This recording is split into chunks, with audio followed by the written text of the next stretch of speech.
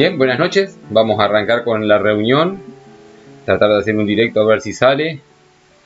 Bien, seguimos con la virtualidad.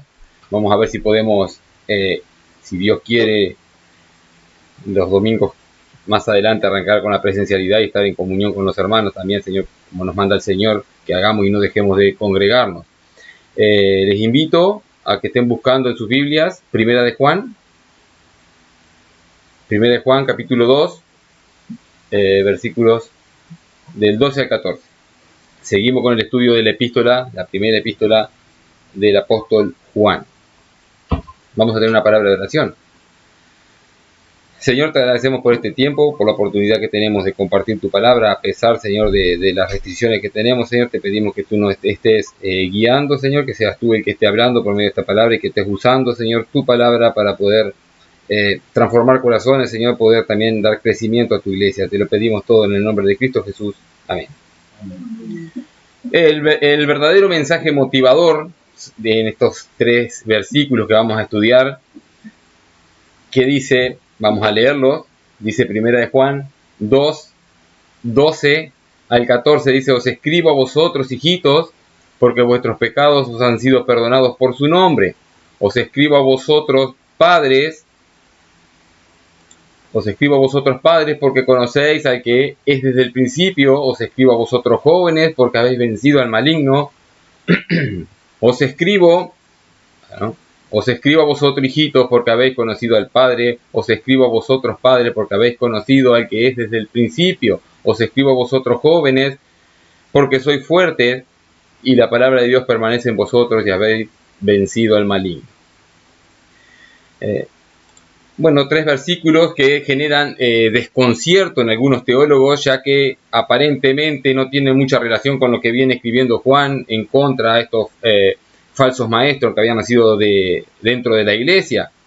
Pero Juan se está haciendo un paréntesis, o una especie de paréntesis, para dar aliento a la iglesia, ya que, como venimos estudiando, lo que el apóstol Juan viene enseñando en realidad es Dios hablando por medio del apóstol Juan.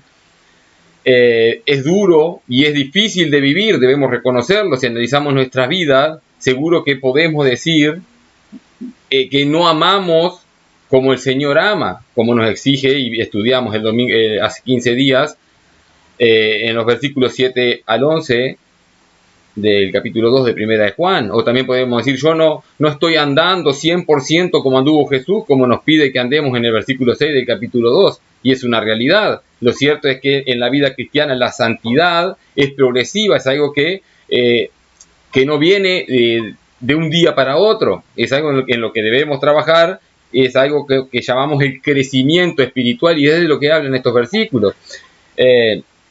Sabemos que no vamos a llegar a la perfección, de eso estamos seguros. No vamos a llegar a la perfección de este lado de la gloria, y eso no quita, como ya lo hemos dicho otras veces, que no debamos esforzarnos para alcanzar esa perfección. Si no, vamos a leer Filipenses capítulo 3, versículos del 12 al 14. Fíjense lo que dice el apóstol Pablo acá. Dice, no que lo haya alcanzado ya, ni que sea perfecto. El apóstol reconoce que no es perfecto, sino que prosigo por ver si logro hacer aquello por lo cual fui también nacido por Cristo Jesús. Hermanos, yo mismo no pretendo haberlo ya alcanzado, pero una cosa hago, olvidando ciertamente lo que queda atrás y extendiéndome a lo que está delante, prosigo a la meta, al premio del supremo llamamiento de Dios en Cristo Jesús. El apóstol, reconociendo que no es perfecto, pero esforzándose, igual trato de alcanzarlo, me esfuerzo para alcanzarlo, quiero llegar a esa perfección. Juan en estos versículos va a dar consuelo y motivación a la iglesia, por si alguno, al ver las pruebas que él pone para ver del verdadero creyente, ¿sí?, la que está exponiendo, llega a decir, bueno, yo no estoy seguro de mi salvación. No es la intención del apóstol que dudes de tu salvación, ¿sí? Juan va a dejar en claro que la salvación no depende de lo que hagamos, sino que es por lo que Dios hizo y por lo que Dios hace en nuestras vidas y lo que está haciendo, ¿sí? Recordemos que Juan está haciendo una defensa contra estos falsos maestros, ¿sí?, que nacieron en la iglesia misma, cuyas enseñanzas no apuntaban a la santidad, que es a lo que el apóstol está enseñando, apunta a la santidad, a buscar la perfección, la obediencia a Dios, sino que estos falsos maestros buscaban su propia gloria, ¿sí? Ellos hablaban el mismo lenguaje de la iglesia, hablaban el cristianés, podríamos decir, ¿no? Ellos decían ginosco, hablan de koinonía, conocemos a Dios, tenemos comunión con Dios. Y el apóstol dice, no es solamente decirlo, ¿sí? El evangelio de estos falsos maestros quitaba a Cristo de en medio y se ponía a ellos y a su sabiduría para la salvación, quitando al Salvador verdadero. Lo que también es verdad es que el crecimiento espiritual, la santidad, es algo en lo que nosotros somos responsables. Hay eventos en la salvación en las cuales nosotros no tenemos nada que hacer.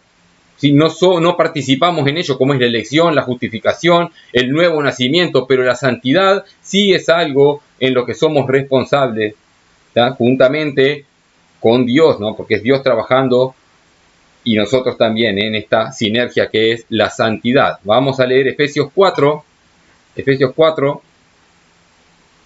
del 22 al 24. Dice, en cuanto a la pasada manera de vivir, despojaos, ¿vieron cómo esto es un imperativo? Despojaos del viejo hombre, es algo que debemos hacer.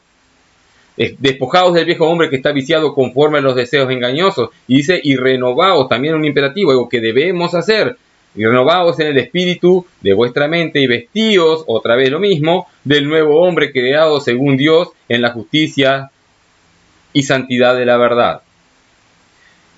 También podemos leer en Filipenses 2:12, como también podemos ver la responsabilidad que tenemos en la santidad. Filipenses 2:12 dice, por tanto, amados míos, como siempre habéis obedecido, no como en mi presencia solamente, sino mucho más ahora en mi ausencia, dice, ocupaos. Esto es algo que debemos hacer, ocupaos en vuestra salvación con temor y temblor.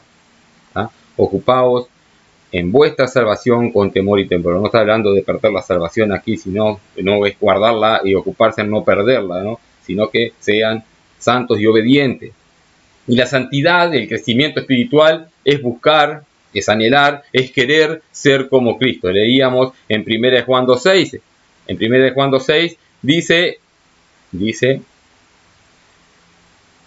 el que dice que permanece en él debe andar como él anduvo. Es buscar ser como Cristo. Esta es la santidad. Filipenses 2:5. Haya pues en vosotros este sentir que hubo también en Cristo Jesús. Eso es la santidad. Buscar ser como Cristo. Filipenses 2:12. Filipenses 2:12 y 13 dice, por tanto, amados míos, como siempre habéis obedecido, no como en mi presencia solamente, sino mucho más ahora en mi ausencia, ocupados de vuestra salvación con temor y temblor, como ya lo leímos este versículo, pero el 13 dice, porque Dios es el que en vosotros produce así el querer como el hacer por su buena voluntad. Esto es que no es llegar a la perfección, no es hacer algo para lograr, buscar la perfección, buscar la obediencia, no es hacer algo para lograr la salvación, sino que es algo que desde la salvación se hace, es que Dios nos capacita para querer y hacer su voluntad, como leíamos ahí en Filipenses 2:13, porque es Dios el que en vosotros produce así el querer como el hacer por su buena voluntad. Debemos reconocer, hablando en el plano terrenal, ¿sí? Debemos reconocer que no es normal ver a un adulto comportarse como un niño, sea por el motivo que sea, ¿sí? Una situación así genera tristeza y desconcierto, un adulto comportándose como un niño, ¿sí? O cuando un agricultor siembra una semilla, ¿qué espera que haga esa semilla? Que crezca algo, no que se quede siempre como una semilla, ¿tá? Lo mismo pasa en el creyente, en el campo espiritual. El crecimiento espiritual es algo que se debe dar, es algo que no está bien, no es normal que no pase, que un cristiano no crezca espiritualmente, no crezca en santidad. A medida que va caminando con Cristo, debe crecer en santidad. 1 Corintios 13:11. 1 Corintios 13:11. Bueno, a ese no lo tengo, así que vamos a buscarlo acá. 1 Corintios 13:11, no lo puse en la lista. 1 Corintios 13:11 dice, cuando yo era niño, hablaba como niño, pensaba como niño, juzgaba como niño, Mas cuando ya fui hombre, dejé lo que era de niño. Naturalmente, cuando uno crece, ya no se comporta como un niño. No es normal. Lo mismo en el campo espiritual. No podemos tener el mismo nivel espiritual que cuando conocimos al Señor. A medida que fuimos caminando con el Señor, debemos crecer en santidad. Bien. Bueno, Juan motiva a la iglesia en estos versículos, les habla haciendo una división según la madurez espiritual. La división es padres, jóvenes y niños. Ya claro, algunos teólogos y estudiosos lo separan solamente en dos, padres y jóvenes. Ahora vamos a decir por qué a niños no lo toma como parte del crecimiento y por qué yo sí lo tomo. Ojo, que esta motivación, porque puse como mensaje el verdadero mensaje motivador, no es un mensaje motivador como el que da el mundo, sino que este mensaje motivador, que es el que da el apóstol Juan, guiado por el Espíritu Santo, no diluye el Evangelio. Vimos cómo Juan expone la altura del estándar de Dios, lo duro que es. Esta motivación no se centra en el hombre, ni en lo que pueda hacer u obtener. Esta motivación que está escribiendo Juan acá, está centrada en quién es Dios y en su obra. Podemos encontrar hoy en día predicadores que se hacen o se llaman ellos mismos cristianos y traen mensajes motivadores que dicen: eres el hijo del rey, eres un príncipe, una princesa, eres un campeón, Dios te quiere prosperar, Dios te quiere sanar. Bueno, esos son mensajes motivadores, pero que se centran en el hombre, nombran a Dios, pero son beneficios para el hombre. El verdadero mensaje motivador es el que vamos a ver ahora, que es el que trae el apóstol Juan. Juan motiva hablando de quién es Dios, como les decía, hablando de su evangelio, hablando del conocimiento de quién es Dios. Y este es el verdadero poder de la iglesia, hablar el verdadero evangelio y mostrar quién es Dios. Romanos 1:16. Romanos 1:16 dice: porque no me avergüenzo del evangelio, porque es poder, el evangelio es poder de Dios para salvación. Una iglesia con poder es una iglesia que predica el evangelio, que expone quién es Dios y su obra. Bien, en el versículo 12, vamos a arrancar. 1 Juan 2:12. 1 Juan 2:12, escribe el apóstol, inspirado o movido por el Espíritu Santo, dice: os escribo a vosotros, hijitos, porque vuestros pecados os han sido perdonados por su nombre. Por su nombre. ¿Sí? Juan, como pastor de la iglesia, escribe con amor a sus seguidores, bueno, a su iglesia, a los que él está pastoreando, vamos a decirlo así, a los que él está pastoreando. Y en estos 3 versículos podemos ver cómo Juan escribe 6 veces: os escribo, os he escrito. Dice: os escribo, os he escrito. 6 veces lo menciona en estos 3 versículos. Bueno, Juan deja escritas estas palabras, lo que nos habla de la permanencia. No es que Juan lo dijo para que no quede, sino que está escrito, porque si tienen alguna duda, vayan y lo leen y saben lo que dijo el apóstol, no lo que inventan estos nuevos maestros. Los lectores deben prestar atención a estas palabras porque son importantes, al igual que nosotros debemos prestar, ellos, a los que fue escrita la carta, y nosotros para lo que Dios la dejó para nosotros. ¿Sí?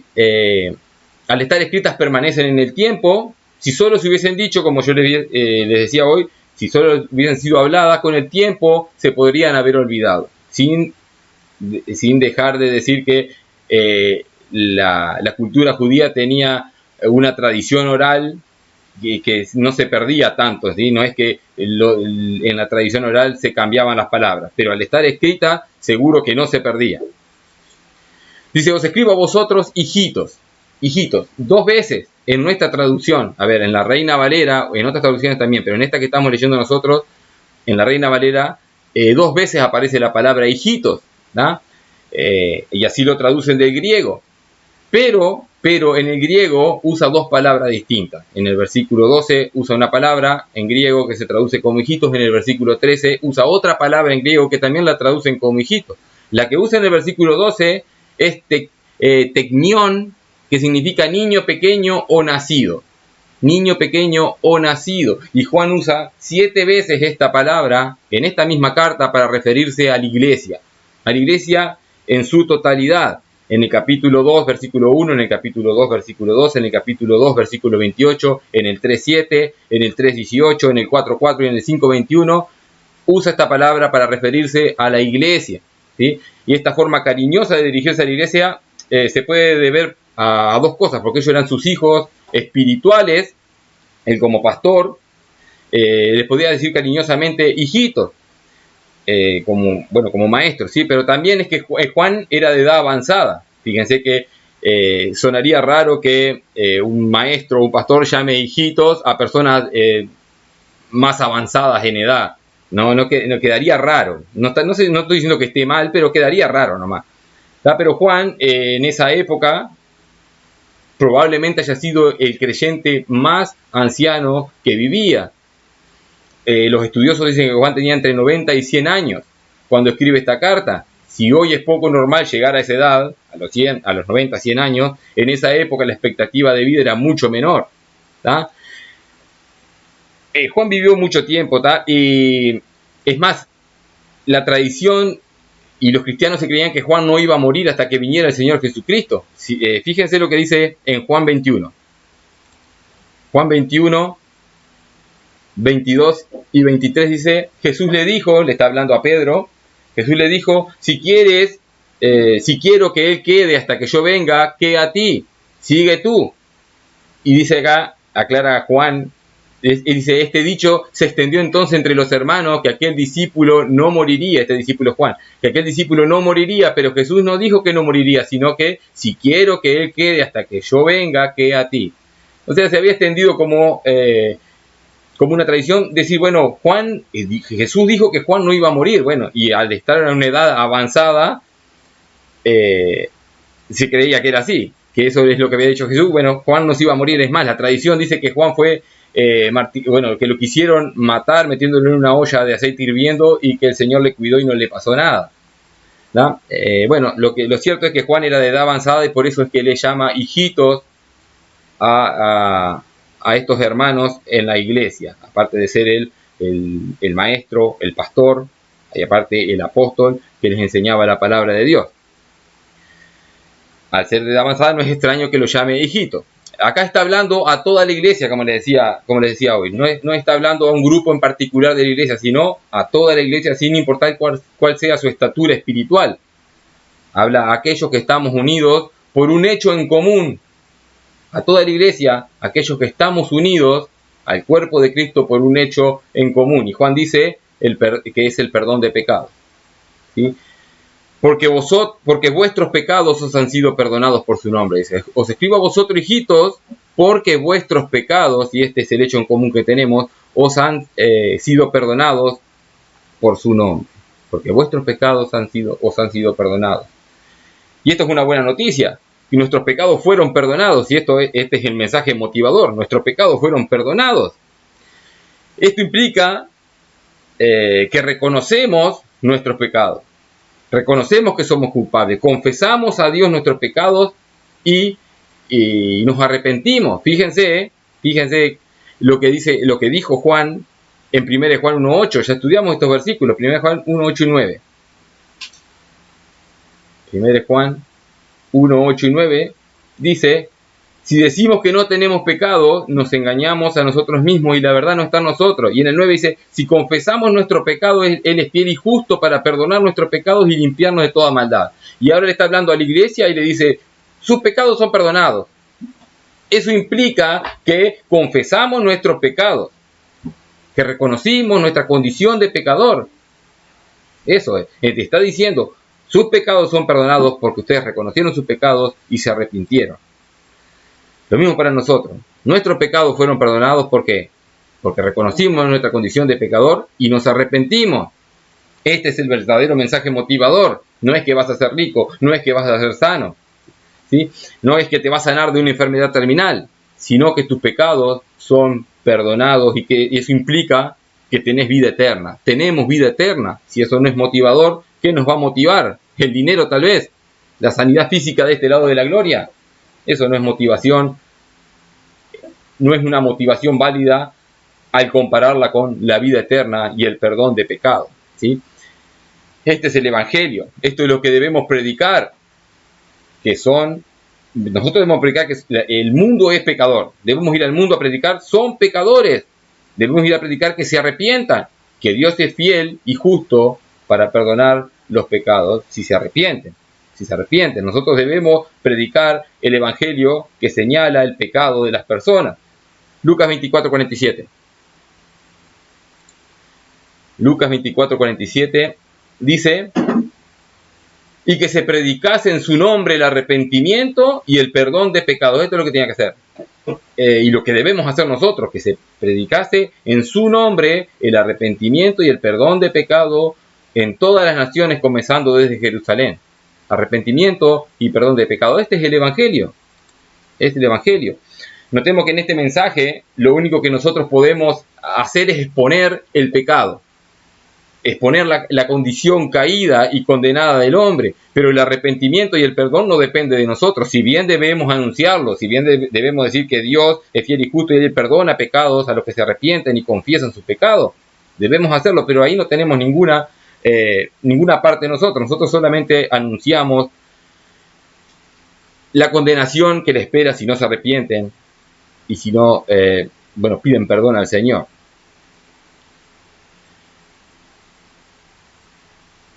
Sí que son buenas noticias, como les decía, sí que nos motiva a seguir, sí que nos motiva a buscar y a buscar crecer en santidad cada vez que caemos, porque caemos y eso es una realidad, lo vimos en el versículo 1 del capítulo 2, ¿sí? Caemos, pero tenemos un abogado, que es Cristo, ¿tá? Pero cada vez que caemos, cada vez que vemos que el estándar de Dios es alto y cómo no llegamos, recordemos como motivación: vuestros pecados os han sido perdonados. Vuestros pecados os han sido perdonados. Y esto implica, ojo, confesar y arrepentirse. Vuestros pecados os han sido perdonados porque confesamos, homologamos nuestros pecados y nos arrepentimos. Esto también implica que Dios nos ve perfectos a nosotros en Cristo. No quiero sonar arrogante con esto, decir, bueno, yo soy perfecto, pero gracias a su perdón de pecados, Dios nos ve perfectos. Pablo reconoce que no era perfecto, ya leímos en los versículos, ahora lo vamos a poner de vuelta, ¿sí? Reconoce que no era perfecto, pero a su vez se llama perfecto. Vamos de vuelta a Filipenses 3. Filipenses 3, 12, ya leímos hasta el 13, vamos a leer hasta el 15, dice, versículo 2 y 3 ya lo leímos, dice, no que lo haya alcanzado ni que ya sea perfecto. Vieron cómo Pablo reconoce que no es perfecto, sino que prosigo por ver si logro hacer aquello para lo cual también fui asido por Cristo Jesús. Hermano, yo mismo no pretendo haberlo ya alcanzado, pero una cosa hago, olvidando ciertamente lo que queda atrás y extendiéndome a lo que está delante. Me perdí. Lo que está delante, prosigo a la meta, al premio del supremo llamamiento de Dios en Cristo Jesús. Hasta ahí habíamos leído el 15, dice, así que todos los que somos, ¿qué? Perfectos. Pablo está diciendo, yo no soy perfecto, pero ahora, hablando del supremo llamamiento de Cristo Jesús, bueno, dice, así que todos los perfectos. Nosotros somos perfectos ¿en quién? En Cristo Jesús, porque Él perdonó nuestros pecados, Él pagó nuestros pecados en la cruz. Dios nos perdona si nos arrepentimos. Así que Dios nos ve como perfectos, ¿por qué? Porque nuestros pecados fueron perdonados. Nuestros pecados fueron perdonados. Esto es la justificación. Dios nos ve como justos, nos imputa la justicia de Cristo, la vida justa de Cristo, aquella vida que yo no pude vivir, me la imputa a mí. Y eso es por su gracia. Noé fue llamado justo, ¿sí? Pero antes de decirnos que Noé era un varón justo, nos aclara la Biblia, la palabra de Dios, que Noé halló gracia a los ojos de Dios. No es por lo que era Noé, sino por la gracia que tuvo Dios para con él. Vamos a Génesis 6. Génesis 6, 8 y 9. Dice, pero Noé halló gracia ante los ojos de Jehová. Gracia, ese es el don inmerecido. Halló gracia ante los ojos de Jehová. Estas son las generaciones de Noé, dice el versículo 9. Noé, varón justo, era perfecto en sus generaciones. Con Dios caminó Noé, dice. ¿Todo esto por qué? ¿Por qué lo ve así y lo relata así la Biblia? Porque Dios halló gracia en Noé. O tuvo gracia para con Noé. No por lo que era. Si bien nosotros los creyentes no somos perfectos, ante los ojos de Dios sí somos perfectos. No por algo que pudiéramos hacer, sino por su gracia. Dice, porque vuestros pecados os han sido perdonados, y nos aclara, por su nombre, la razón de este perdón de pecados, estoy leyendo el versículo 12, ¿no, verdad? Por su nombre, la razón de este perdón de pecados no es por lo que el hombre es, por lo que yo soy, o por lo que la humanidad es, sino por lo que Dios es, por lo que es Dios, ¿sí? Por su nombre, nos habla de la persona y de la obra de Dios. Esta expresión habla de la gloria de Dios. ¿Tá? Cuando decimos por su nombre, habla de la gloria de Dios, y su salvación da gloria a su nombre. Que seamos salvos no nos glorifica ni nos exalta a nosotros, sino que es una glorificación y una exaltación a quien es Dios. Salmo 25:11. Vamos a leer algunos. Salmo 25:11. Por amor de tu nombre, oh Jehová, perdonarás también mi pecado, que es grande. ¿Cómo dice el salmista? Perdonarás también mi pecado. ¿Por qué? ¿Porque yo soy bueno? No, por amor de tu nombre, para glorificarte. Salmo 109:21. Y tú, Jehová, Señor mío, favoréceme por tu amor, por amor de tu nombre, líbrame, porque tu misericordia es buena. Otra vez, por amor de tu nombre, no por lo que soy. Isaías 48:9. Por amor de mi nombre, diferiré mi ira, dice el Señor, ¿no? Por amor de mi nombre, diferiré mi ira, y para alabanza mía la reprimiré para no destruirte. ¿Se entiende cómo es que lo que sea para no, por amor de su nombre es que glorifica a él y no al hombre? Jeremías 14:7. Aunque nuestras iniquidades testifican contra nosotros, oh Jehová, actúa por amor de tu nombre, porque nuestras rebeliones se han multiplicado contra ti, hemos pecado. Reconocer el perdón, el pecado contra Dios. ¿Ah? Y dice, no actúes por lo que yo soy, sino que actúa por amor a tu nombre. Glorifícate salvándome, perdonándome, dice Jeremías. Así que el perdón de pecados es para gloria de Dios mismo. ¿Por qué nos perdona Dios? Para su gloria. El perdón de pecados nos enseña quién es Dios, ese Dios revelado en su Hijo, como dice en Juan 1:18, que Jesús revela al Padre. Dice, a Dios nadie le vio jamás. El unigénito Hijo que está en el seno del Padre le ha dado a conocer. Nadie puede conocer a Dios, al Dios verdadero, si no conoce a Jesucristo, porque es Jesucristo el que da a conocer al Padre. No hay ningún otro intercesor que te haga conocer al Padre. No hay brujo, no hay santo, no hay imagen que te haga conocer al Padre. Es Cristo y su obra allí en la cruz. En el nombre de Jesús es que tenemos ese perdón. Es en el nombre de Jesús. ¿Cómo obtenemos ese perdón? El perdón de nuestros pecados que viene diciendo Juan es por el amor, por el nombre de Jesús, o sea, por lo que hizo Jesús. Vamos a Hechos 10. Hechos 10:42.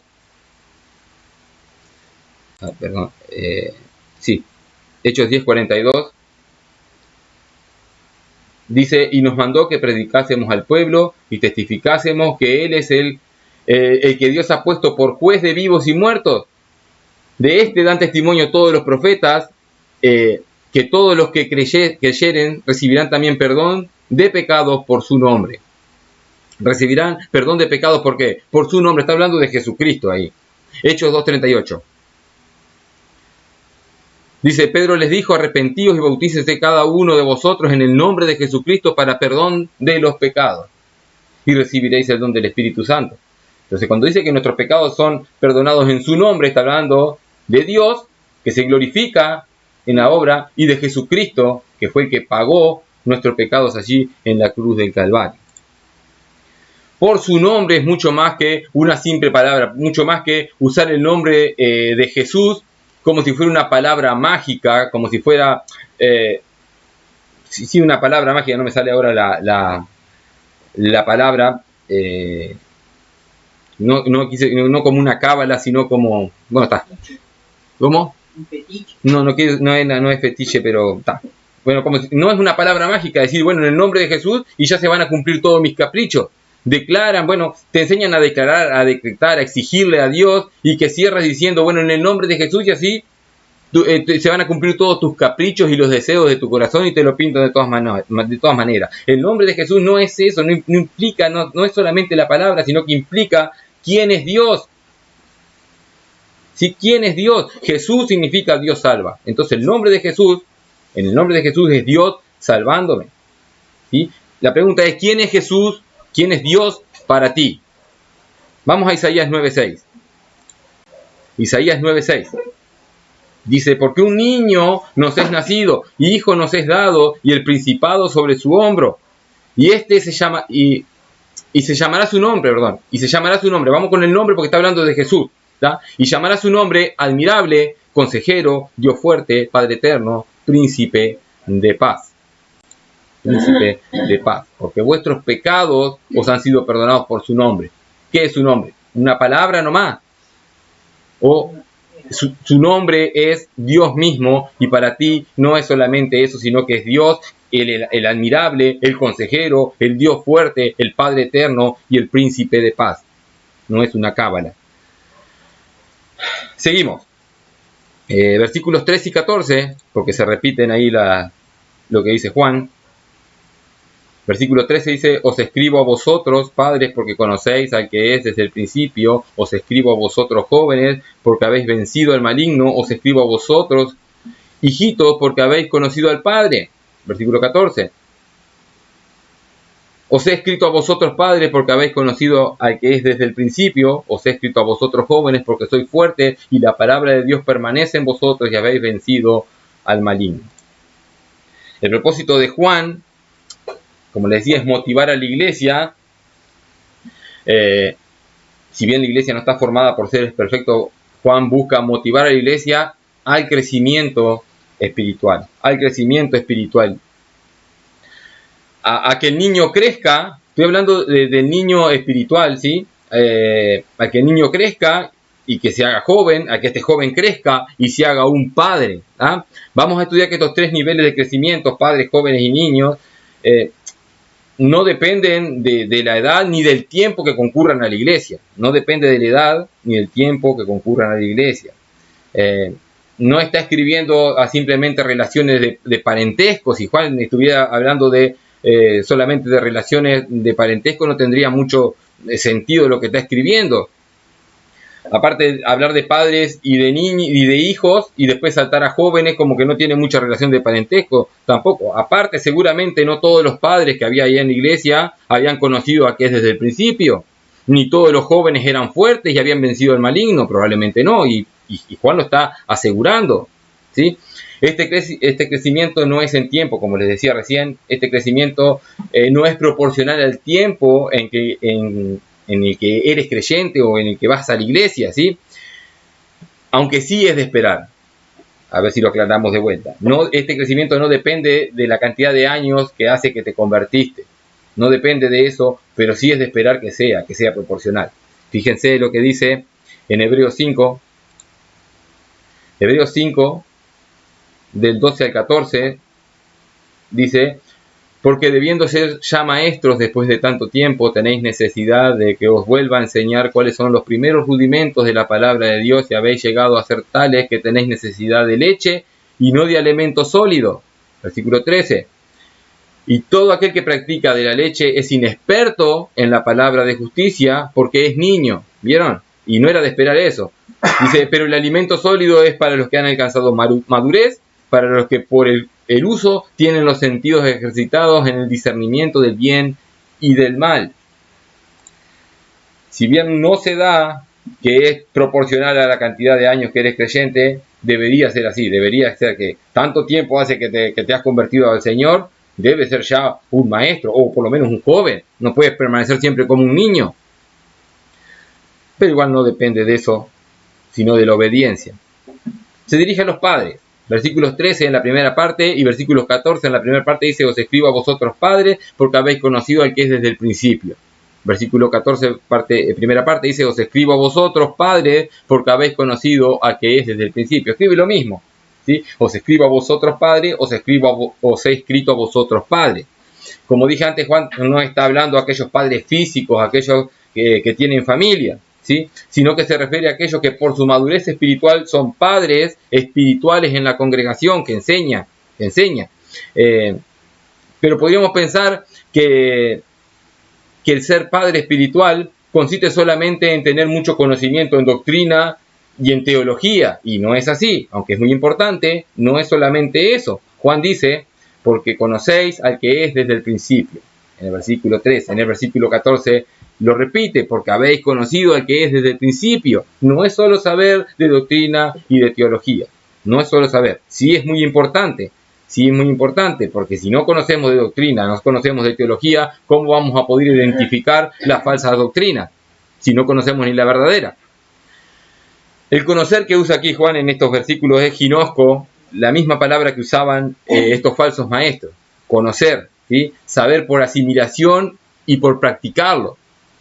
Leíamos en Hebreos 5, recién leímos Hebreos 5, y leímos el versículo 14, y yo lo pasé medio rápido, pero en el versículo 14 dice, de los que han alcanzado la madurez, dice, pero el alimento sólido es para los que han alcanzado la madurez, para los que por el uso tienen los sentidos ejercitados, por el uso, por poner en práctica, esos son los maduros. No solamente es el conocimiento, los falsos maestros, los anticristos que está denunciando Juan, decían conocer a Dios, y Juan dijo, y separó en dos grupos, ¿ah? Ellos decían conocer a Dios, y Juan, ¿se acuerdan que dijo en 1 Juan 2.3? 1 Juan 2.3 dice, en esto sabemos que nosotros le conocemos si guardamos sus mandamientos. El que dice yo le conozco y no guarda sus mandamientos, o sea, no obedece, no pone en práctica lo que sabe, lo que le fue revelado, el que dice yo le conozco y no guarda sus mandamientos, el tal es mentiroso y la verdad no está en él. Pero ahora le está diciendo a estos creyentes que conocieron al Padre. Ustedes conocen al Padre, o sea, Juan le está diciendo, ustedes sí están guardando los mandamientos. No está diciendo que son perfectos, pero está diciendo y está alentando, diciéndoles, bueno, ustedes sí están guardando los mandamientos. Juan dice a los padres, ustedes le conocen, o sea, han guardado sus mandamientos, seguramente, como les decía, no a la perfección, pero anhelan hacerlo, y se duelen del pecado, y confiesan el pecado, y se arrepienten de los pecados que tienen, y de los que cometen, ¿sí? El mensaje de los padres, que está hablando aquí de estos creyentes maduros, es que el pecado es malo. No son perfectos, pero sí dicen el pecado es malo, y hay que guardar los mandamientos. En cambio, los anticristos que decían conocer a Dios, promovían el pecado y usaban excusas solamente para practicarlo. Los padres espirituales conocen a Dios en su Hijo, porque dice al que es desde el principio. En Juan 1.1 dice, en el principio era el verbo, y el verbo era con Dios, y el verbo era Dios hablando de Jesús. Este es el que es desde el principio. Ustedes lo conocieron. Está diciendo a los padres de la iglesia, a los maestros y los que están liderando una iglesia. Ser un padre espiritual es a lo que todo creyente debe aspirar.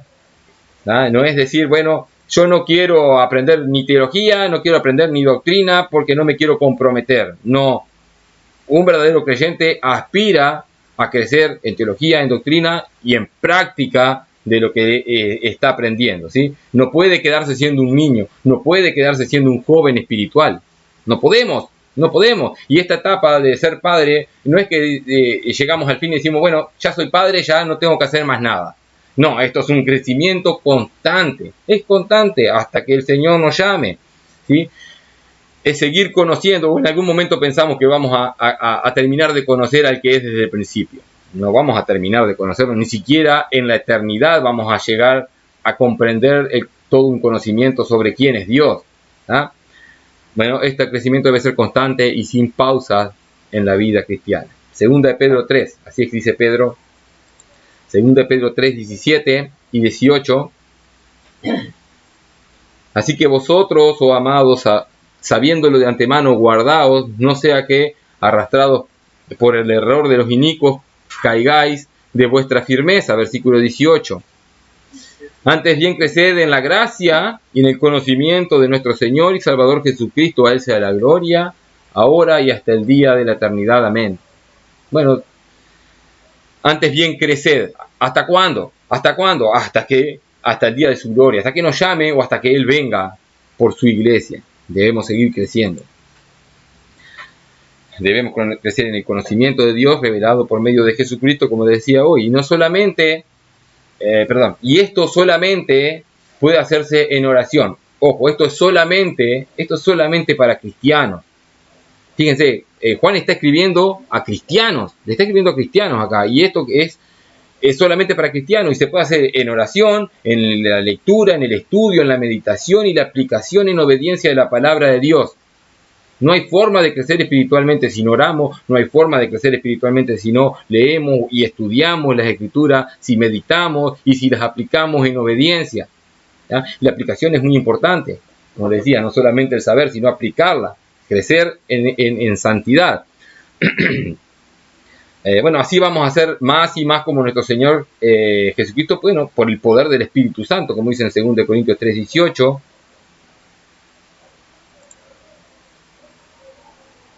A ver, 2 Corintios 3:18 dice: por tanto, nosotros todos mirando a cara descubierta como un espejo la gloria del Señor, somos transformados de gloria en gloria a la misma imagen como por el Espíritu del Señor. Ahí está, cuando estaba leyendo 3:18. Somos transformados de gloria en gloria, esto es un crecimiento, ¿sí? A la misma imagen. ¿De quién? Bueno, del Señor Jesucristo, ¿sí? Como por el Espíritu Santo. Gracias. Por eso decía que es solamente para creyentes, porque es por medio de la capacitación y de la obra del Espíritu Santo, cosa que los inconversos no tienen. Colosenses 3:16. La palabra de Cristo, lo tengo que poner acá. Dice: la palabra de Cristo mora en abundancia en vosotros, enseñándoos y exhortándoos unos a otros en toda sabiduría, cantando con gracia en vuestro corazón al Señor con salmos e himnos y cánticos espirituales. Esto es, la palabra de Cristo mora en abundancia en vosotros. ¿Cuánto? ¿Un poquito? ¿Conocer 2 o 3 versículos? ¿O conocer en abundancia teología, doctrina, y enseñándonos y exhortándonos a que se cumpla eso? Es muy importante que los padres espirituales estén centrados en la palabra de Dios, en el conocimiento de quién es Dios, de quién es el Eterno, no solo en el conocimiento intelectual, como les decía. También es por experiencia. Fíjense cómo Job, en el capítulo 42, versículo 5, dice: yo te había a oídas te había oído, yo tenía un conocimiento, mas ahora mis ojos te ven. ¿Y cómo llegó a esto? ¿Cuál fue la experiencia? Voy a poner ese versículo acá. Job 42:5. De oídas te había oído, yo tenía un conocimiento. Job tenía un conocimiento de quién es Dios, dice, pero más ahora mis ojos te ven. Había pasado por todo el sufrimiento que pasó. Y todo ese sufrimiento, y conocer y ver al Señor, no solamente haber oído de Él, ¿a qué lo llevó? A decir: yo ahora soy un campeón, yo ahora soy el ungido. Dice: por tanto me aborrezco, porque pudo entender cuál es la grandeza de Dios y pudo ver la bajeza que tiene el hombre. Me aborrezco y me arrepiento en polvo y ceniza.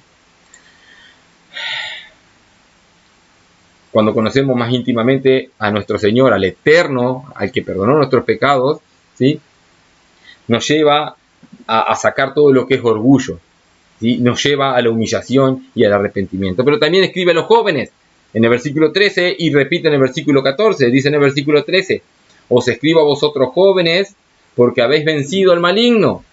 Os he escrito a vosotros jóvenes porque sois fuertes y la palabra de Dios permanece en vosotros y habéis vencido al maligno. Repite lo mismo, aunque agrega algo más por ahí.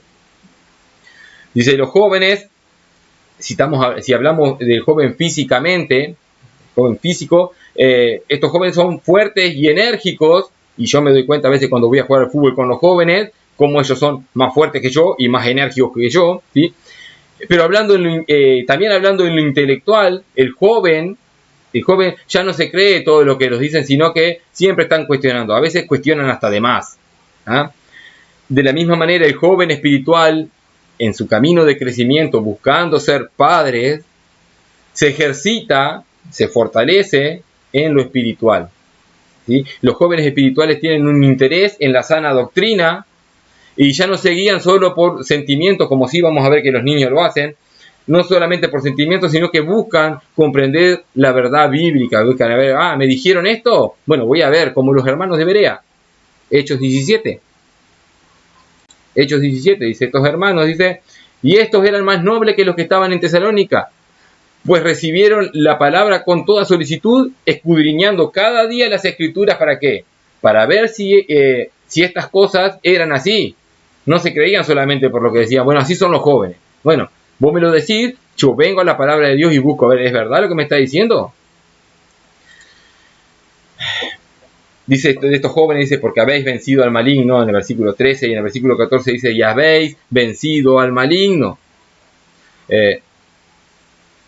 Hoy también podemos ver cómo también iglesias que se hacen llamar cristianas hacen espectáculos con esto y esas batallas espirituales contra Satanás, y vemos cómo tiran a las tribunas enteras con el látigo del Espíritu Santo, entre comillas, ¿no? ¿Sí? Se revuelcan en el piso y están diciendo, estamos venciendo al maligno, estamos venciendo a Satanás. Juan dice a los jóvenes, habéis vencido al maligno, le dice, y no está hablando de estos espectáculos. Podría ser que Juan esté diciendo, y también esto sí es aplicable a las tentaciones, haber vencido a las tentaciones del maligno y no pecan, o el diablo te lleva a pecar. Podría haber algo de eso en lo que está diciendo, ¿sí? Pero el creyente en realidad es tentado por sus propias concupiscencias, por sus propios sentimientos, aunque el diablo mismo sí pone tropiezo en eso, sí te tienta con lo que sabe que podés caer. Vamos a Santiago 1. Santiago 1, 13 dice, cuando alguno es tentado, no diga que es tentado de parte de Dios, porque Dios no puede ser tentado por el mal, ni él tienta a nadie. En el 14 dice, sino que cada uno es tentado cuando de su propia concupiscencia es atraído y seducido. Claro que Satanás puede atraerte y seducirte con cosas que están en tu mente, claro que sí. Y puede referirse a eso, pero en el contexto, ¿sí? En el contexto pareciera que está hablando de que no fueron engañados por falsas doctrinas. No fueron engañados. Cuando dice, habéis vencido al maligno, bueno, no fueron engañados por falsas doctrinas, por lo que viene hablando, ¿tá? Claro, lo anterior también es verdad. Lo anterior también, haber vencido las tentaciones que vienen del diablo y eso, ¿sí? De última, el principal propósito de Satanás no es tentarte o llevarte a que vos peques, sino es sembrar un falso evangelio, tratando de ocultar el evangelio de Dios. ¿Cómo puede Satanás sembrar un falso evangelio? Bueno, diciéndote que hagas cosas que van contra la Biblia. O diciendo, bueno, Dios no existe, lo que Dios dice no está bien, y lo bueno es que hagas lo que hay en tu corazón. Esa es una forma. Otra forma es sembrar una falsa religión donde te diga, bueno, tenés que vivir en santidad para ganar la salvación, ¿sí? Y no te está tentando a pecar, sino a que, de última sí estás pecando, ¿no? Pero te está llevando a caminar por el lado limpio de ese camino ancho, y a tu parecer no estás pecando, no estás haciendo cosas malas, no sos adúltero, no sos fornicario, no sos mentiroso, no sos ladrón, y te hace confiar en eso. Vamos a ver en 2 Corintios, cuando habla de estos falsos maestros y que llevan falsos evangelios o mensajes falsos que no son de Dios. 2 Corintios 11. 2 Corintios 11, 13, dice, porque estos son falsos apóstoles, obreros fraudulentos, que se disfrazan como apóstoles de Cristo. Y no es maravilla, porque el mismo Satanás se disfraza como ángel de luz, así que no es extraño si también sus ministros, o sea, ministros de Satanás, se disfrazan como ministros de justicia, cuyo fin será conforme a sus obras. Es lo que les decía. Pueden venir con mucha santidad, pero no con el propósito verdadero de ella, que es glorificar a Dios. ¿Sí? Sino como, bueno, comportate de manera apropiada para ganar la salvación. Bueno, ahí hay un error doctrinal, ¿sí? Y se disfrazan de ministros de justicia, pero no son ministros de justicia. 1 Timoteo 4.1. 1 Timoteo 4.1. Pero el Espíritu, perdón, no lo puse. Pero el Espíritu dice claramente que en los postreros tiempos algunos apostatarán de la fe, escuchando espíritus engañadores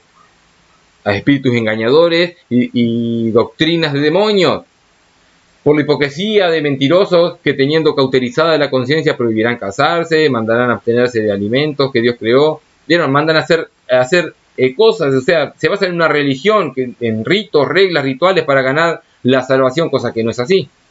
Cosa que no es así. Doctrinas de demonios le llama ahí también, ¿no? Es duro con ello. En el mundo hay mucho falso evangelio, ¿sí? Que puede incitar al libertinaje o que puede disfrazarse de santidad. Eso debemos reconocerlo. Puede incitar al libertinaje o puede disfrazarse de santidad. Pero la forma de vencer al maligno es siendo fuerte, como los jóvenes. Jóvenes porque sois fuertes y la palabra de Dios permanece en vosotros. ¿Cómo vamos a ser fuertes? Por la palabra de Dios. La palabra de Dios permanece en vosotros. No es que voy a hacer solamente por lo que me digan y por lo que suene lindo. Porque que me digan, no tenés que robar, no tenés que matar, no tenés que ser fornicario, eso se puede entender. Pero ¿qué dice la palabra de Dios? ¿Qué dice la palabra de Dios? O sea, hay que ser fuerte en la palabra de Dios. En esta etapa, en los jóvenes cristianos, esta intermedia entre niños y padres, se caracteriza por un fuerte crecimiento en el conocimiento de la palabra de Dios. En el conocimiento de la palabra de Dios. ¿Cómo, ¿se acuerdan cuando Jesús fue tentado? ¿Cómo él contrarrestó al maligno? Con la palabra de Dios. Vamos hasta ahí. Vamos a Mateo 4. Dice, y vino el tentador, Mateo 4:3, en adelante, hasta el 10. Y vino el tentador y le dijo, si eres hijo de Dios, di a estas piedras que se conviertan en pan. Él respondió y dijo, escrito está, le respondió con la palabra, escrito está, no solo de pan vivirá el hombre, sino de toda palabra que sale de la boca de Dios. Fíjense ahora en el versículo 5, y esto es interesante. Dice, entonces el diablo le llevó a la santa ciudad y le puso sobre el pináculo del templo y le dijo, si eres hijo de Dios, échate abajo, porque escrito está. ¿Qué pasó acá? Algo que no hizo en la primera tentación. Ahí está, Satanás también le cita las escrituras. Satanás también. Y si no estás fuerte en la palabra de Dios, te pueden decir, en la Biblia dice tal cosa, y si vos no lo entendés, podés caer, porque escrito está, dice Satanás, a sus ángeles mandará cerca de ti, y en sus manos te sostendrán, para que no tropieces con tu pie en piedra. Jesús le dijo, escrito está también, no tentarás al Señor tu Dios.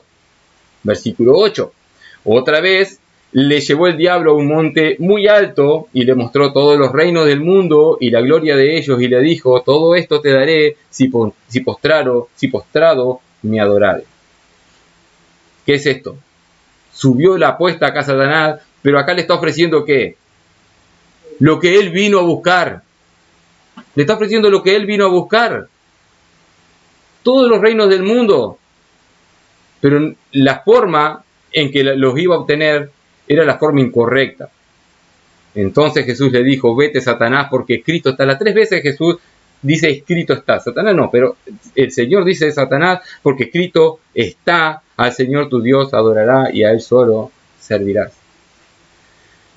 Si no estás fuerte en las Escrituras,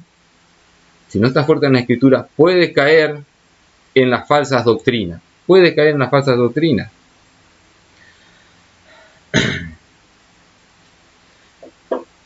La forma de vencer al maligno es con la palabra de Dios. ¿Cómo podríamos nosotros decir escrito está si no sabemos lo que está escrito? ¿Qué conclusión tenemos que sacar de esto? Es que debemos estudiar la palabra de Dios. Obviamente los padres espirituales ya han pasado por esta etapa. Los que mencionó antes, los padres espirituales ya pasaron por esta etapa, ¿sí? Pero no quita que tengan que abundar más y más en el conocimiento de su palabra. Esto no hay que aflojarle, esto es hasta que Él venga, ya que ellas revelan a Jesucristo, ¿sí? Al que es desde el principio, a Jesucristo, está revelado en toda la palabra de Dios. Cada versículo que leemos de la palabra de Dios debe apuntar a Cristo. Juan 5:39. Juan 5:39. Jesús te está diciendo a estos líderes religiosos, escudriñad las Escrituras, porque a vosotros os parece que en ellas tenéis la vida eterna. ¿Qué le está diciendo Jesús? Acá esto no es un imperativo, no le está diciendo escudriñan las Escrituras. Esto es un indicativo. Jesús le está diciendo, ustedes escudriñan las Escrituras porque a vosotros les parece que en ellas tenéis la vida eterna. Ustedes están estudiando cuidadosamente las Escrituras para llegar a la salvación en el cumplimiento de ellas. buscando cómo se salvan, pero están errados porque dice Jesús, y ellas son las que dan testimonio de mí. Escudriñan las Escrituras a ver qué dice de Jesucristo. Y ahí vamos a entender qué dice de nosotros.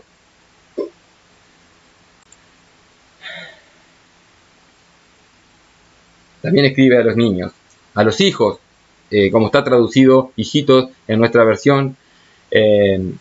Dice, os escribo a vosotros, versículo 13, os escribo a vosotros, hijitos, porque habéis conocido al Padre. Hijitos, y esta, como les decía hoy, no es la misma palabra que usó en el versículo 12.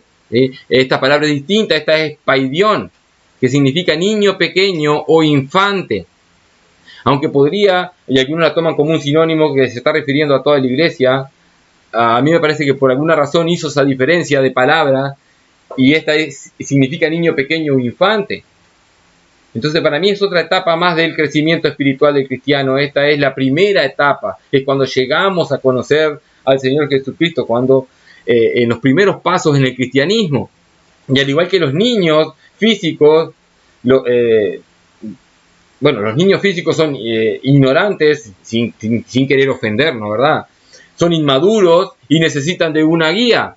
A estos cristianos, a los cristianos inmaduros, los que recién empiezan a caminar en el Evangelio, son ignorantes, y Juan le escribe como a salvos.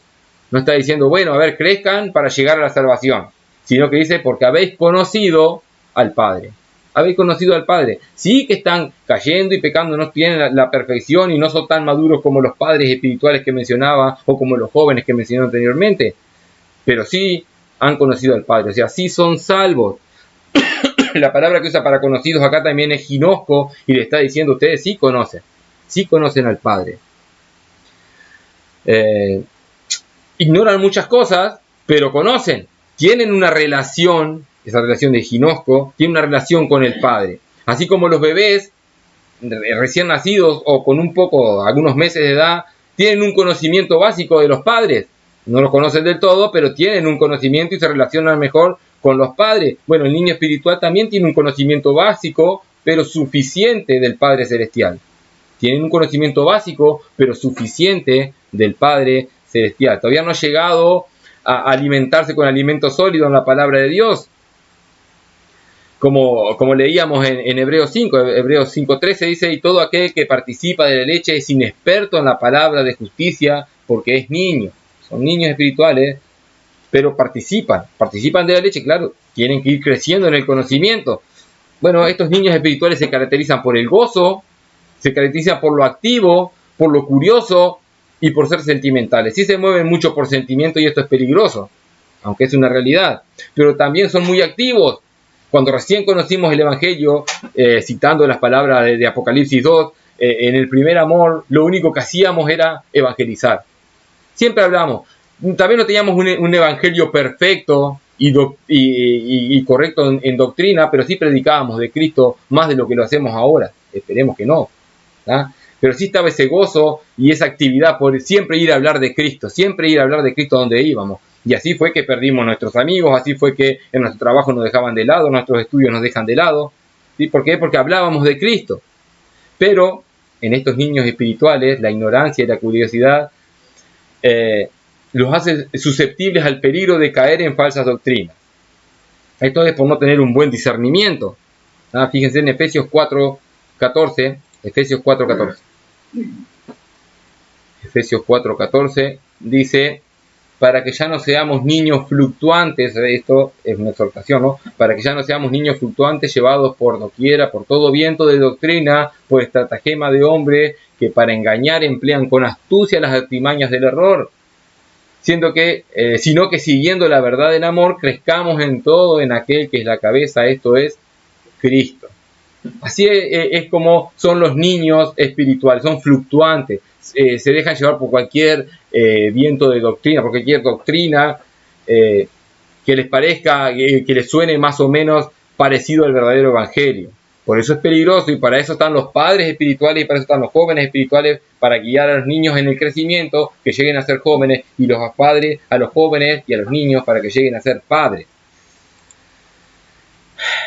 Para terminar, sea cual sea, y te hablo a ti, hermano, la etapa en la que te encuentres, la etapa espiritual, debes estar seguro de tu salvación. ¿Sí? Juan no tiene la intención, como les decía hoy, de que estés dudando de tu salvación. ¿Sí? Si tienes ese anhelo de seguirle, si te duele cuando pecas, ¿sí? Si te arrepientes cuando pecas, no debes dudar de tu salvación. Juan, o Dios por medio de Juan, te motiva a que crezcas en el conocimiento del Señor Jesucristo y en la obediencia, sabiendo que Él es el que te capacita para ello.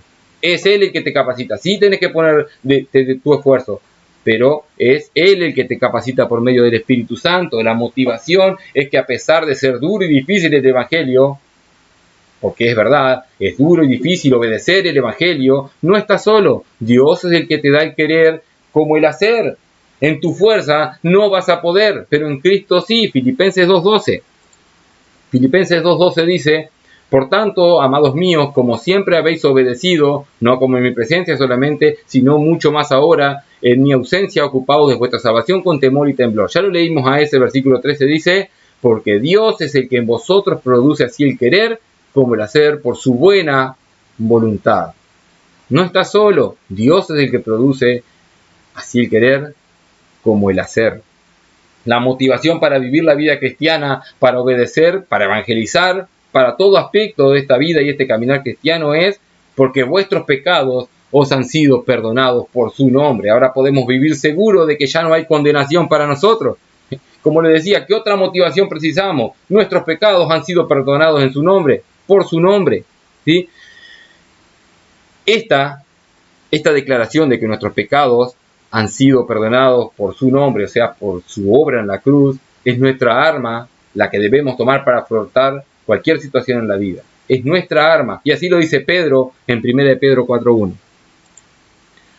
Pedro, en 1 de Pedro 4:1, ya estoy terminando, dice: puesto que Cristo ha padecido por nosotros en la carne, en la obra de Cristo en la cruz, y dice: puesto que Cristo ha padecido por nosotros en la carne, vosotros también armaos, y esto es armado como un arma, armaos del mismo pensamiento.